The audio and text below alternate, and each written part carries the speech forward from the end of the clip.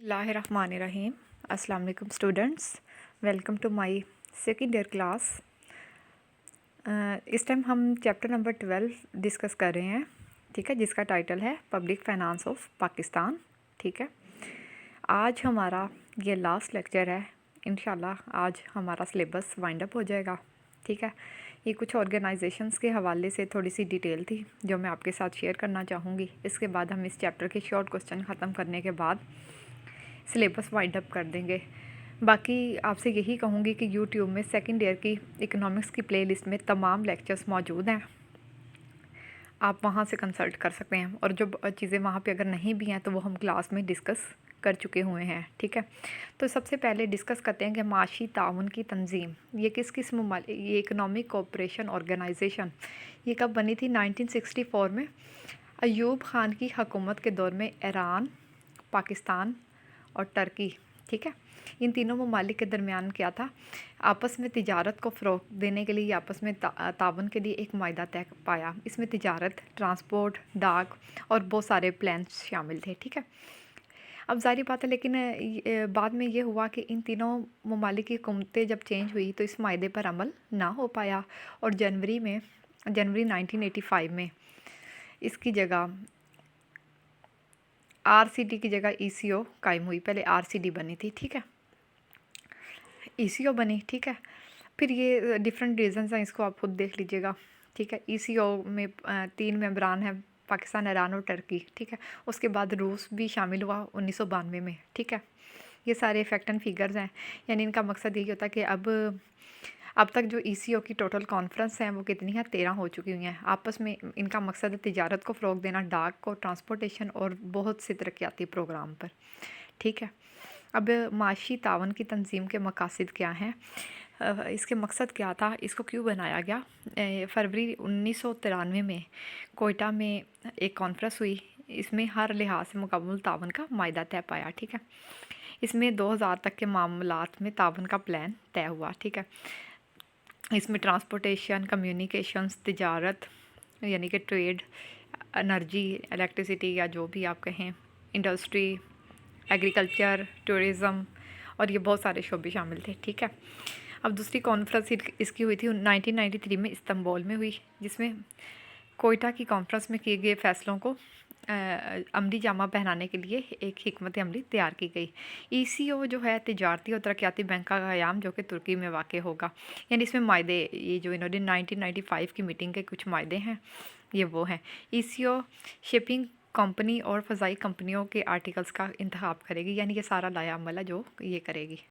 ठीक है, ईसीओ की री इंश्योरेंस कंपनी का क़याम होगा जो कि पाकिस्तान में होगा। ट्रांजिट तिजारत के मायदे हो गए और वीज़ा की आसानी के मामलात, ताकि जो कारोबारी अफराद हैं उनको आसानी हो कि वो अपना कारोबार एक कंट्री से दूसरे कंट्री या जिस भी तरह मोटिवेट करना चाहें वो कर सके। अब एक और ऑर्गेनाइजेशन है जिसका नाम है SAARC, south Asian association for regional corporation. ठीक है, ये सार्क का क़याम वैसे तो 1980 में बांग्लादेश की कोशिशों से अमल में आया। ठीक है, सार्क का जो बुनियादी मकसद है, इसमें जो ममालिक हैं, ज़ाहिर बात है कि इंडिया के इसरार पर इसमें शामिल तमाम ममालिक को वेटो का हक़ दिया गया, क्योंकि पहले जो भी मायदे होते थे उसकी वजह से बहुत सारे झगड़े और फसाद जन्म लेते थे। ठीक है, अब इसमें कौन कौन से कंट्रीज़ शामिल हैं? इसमें है पाकिस्तान, इंडिया, श्रीलंका, बांग्लादेश, भूटान, मालदीव, नेपाल और श्रीलंका, यानी सारे साउथ एशियन कंट्रीज़ जितने भी हैं वो इस एग्रीमेंट के अंदर शामिल थे। ये सारी डाटा जो है ये आप खुद देख लीजिएगा कि इसकी कौन सी कॉन्फ्रेंस कब हुई, लेकिन आपने इस क्वेश्चन को लॉन्ग की बजाय शॉर्ट क्वेश्चन के लिए प्रिपेयर करना है। ठीक है, फिर ये है बैरूनी शरह मुबादला क्या होती है। ज़ाहिर बात है कि हम जब तिजारत करते हैं तो उसमें जो बुनियादी असूल है उसके तहत तो हर मुल्क क्या करता है, दूसरे मुल्क से वो अशिया मंगवाता है जिसको वो अपने मुल्क में या तो पैदा नहीं कर पाता या इनको तैयार करने के लिए उसके जो एक्सपेंसेस हैं वो क्या आते हैं, ज़्यादा। और इसी तरह जो अशिया इस मुल्क में वाफिर मिकदार में और जो सस्ती तैयार होती है इन्हें दूसरे ममालिक में क्या करता है, बरामद कर देता है। चूँकि जो बैनुल अक़वामी तिजारत के लिए आपने जब लेट्स सपोज़ पाकिस्तान ने अमेरिका या यूके से कोई भी चीज़ ख़रीदी है तो पाकिस्तान उस चीज़ की जो पेमेंट है वो अपनी करेंसी में नहीं करेगा, बल्कि क्या करेगा, उनकी रेलिवेंट करेंसी में पेमेंट होगी। اب جیسے امریکن کرنسی ہے وہ ڈالر ہے، جاپان کا ین، برطانیہ کا پاؤنڈ، اور جو یورپین یونین نے اپنی کرنسی بنائی ہے وہ ہے یورو، ہندوستان اور پاکستان کا کیا ہے روپیہ، ٹھیک ہے۔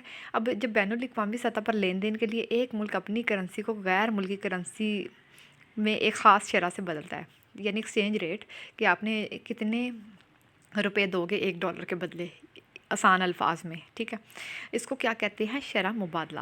جیسے ایک امریکی ڈالر برابر ہے 150 روپے کے، یا ایک برطانوی پاؤنڈ برابر ہے 150 روپے وغیرہ جو بھی ہے۔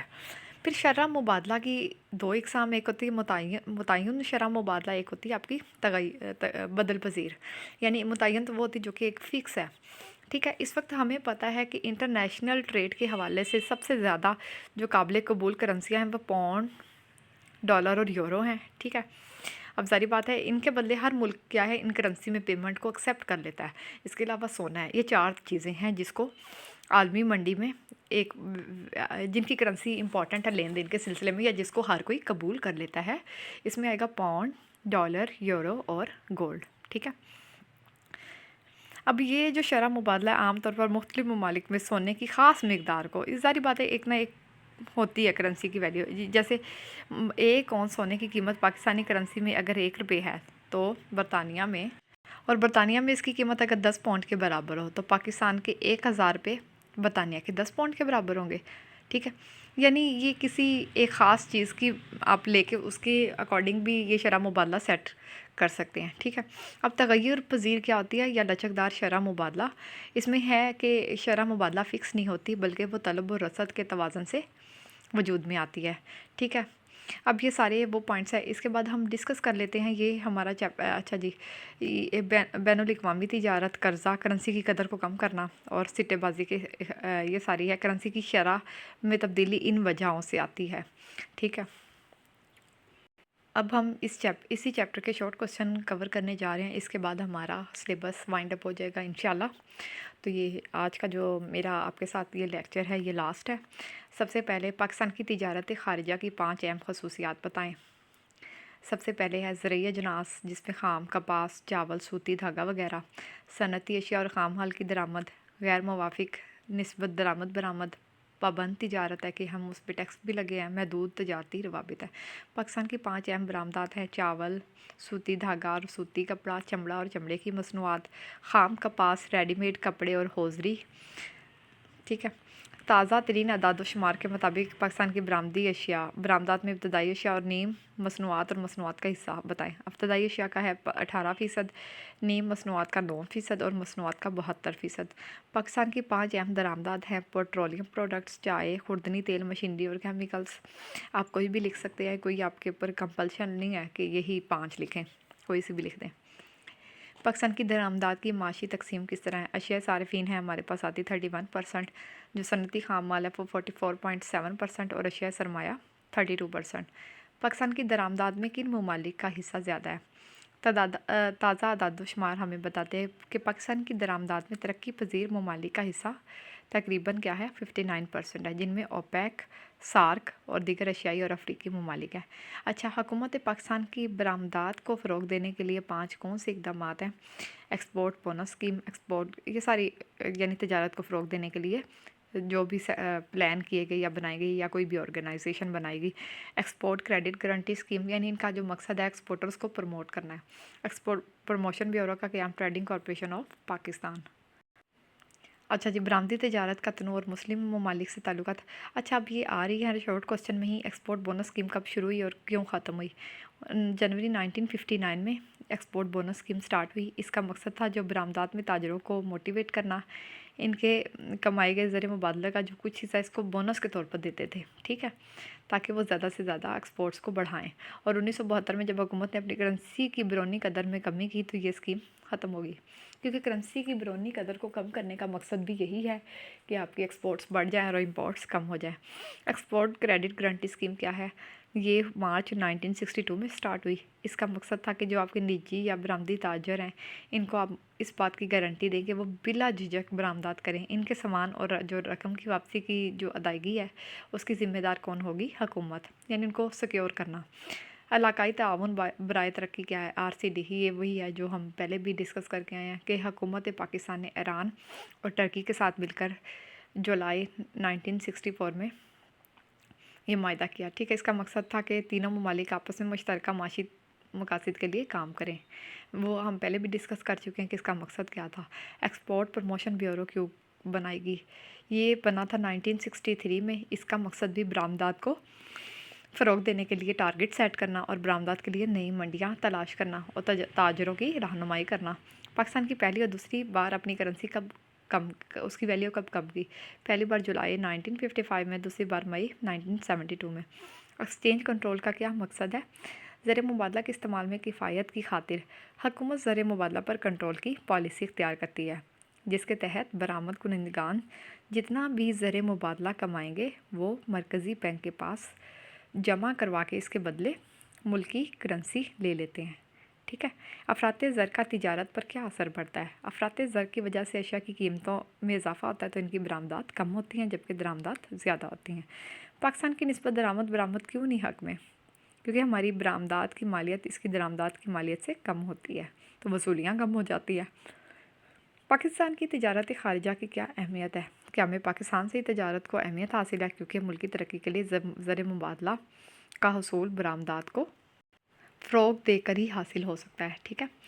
بغیر ترقیاتی پروگراموں کے لیے غیر ملکی امداد اور قرضوں کا سہارا بھی لینا پڑتا ہے، جس کا بوجھ تجارت کو ترقی دے کر ہی آپ کم کر سکتے ہو۔ ٹریڈنگ کارپوریشن آف پاکستان کے بارے میں آپ کیا جانتے ہیں؟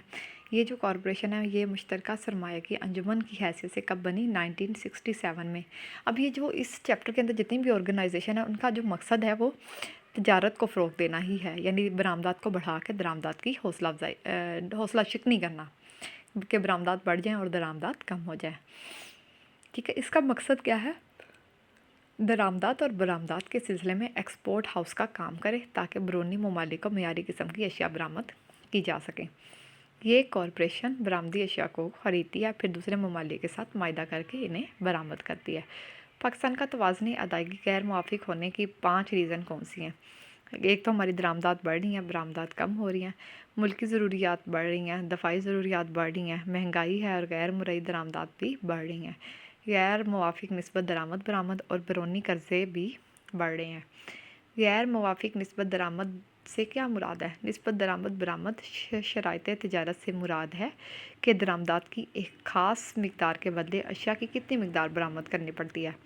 اگر کسی ملک کی برآمدات اس کی درآمدات کے مقابلے میں سستی ہو جائیں تو ظاہری بات ہے تو اسے درآمدات کی خاص مقدار حاصل کرنے کے لیے پہلے کی نسبت زیادہ اشیاء کیا کرنی پڑیں گی؟ برآمد۔ بیرونی شرح مبادلہ یہی ہے ایک کرنسی کی ویلیو کو دوسری کرنسی کی ویلیو میں ڈیفائن کرنا۔ سارک کے 4 ممبر کوئی بھی بتا دیں؟ پاکستان، انڈیا، سری لنکا، بنگلہ دیش، نیپال، بھوٹان، مالدیپ اور یہ سارے افغانستان وغیرہ۔ درآمدی اور برآمدی محصول میں کیا فرق ہے؟ درآمدی محصول میں ملک میں درآمد ہونے والی چیزوں پہ ٹیکس لگاتے ہیں جبکہ برآمدی محصول میں ملک میں برآمدات پہ لگائے جاتے ہیں۔ ان دونوں محصولات کو ہم کہتے ہیں کسٹم ڈیوٹی۔ غیر ملکی ترسیلات کیا ہوتی ہیں؟ جو سرمایہ غیر ممالک میں رہنے والے پاکستانی اپنے ملک میں بھیجتے ہیں ان کو کیا کہتے ہیں؟ جیسے ہمارا کوئی عزیز ہے وہ کسی اور کنٹری میں کام کر رہا ہے، وہ جو کمائے گا وہ پاکستان اپنی فیملی کو بھیجے گا۔ پاکستان کی برآمدی کارپوریشن سے کیا مراد ہے؟ کپاس کی حکومت پاکستان نے نومبر 1973 میں کپاس کی برآمد کے لیے یہ کارپوریشن بنائی تاکہ کپاس کی برآمد کو بڑھایا جا سکے۔ اسی کے ساتھ ہی ہمارا لاسٹ چیپٹر کا لاسٹ لیکچر اختتام پذیر ہوتا ہے۔ آپ سے اجازت چاہتی ہوں اور آپ کے لیے دعا گو ہوں کہ اللہ آپ سب کو کامیابی عطا کرے۔ اسی کے ساتھ ہی اللہ حافظ۔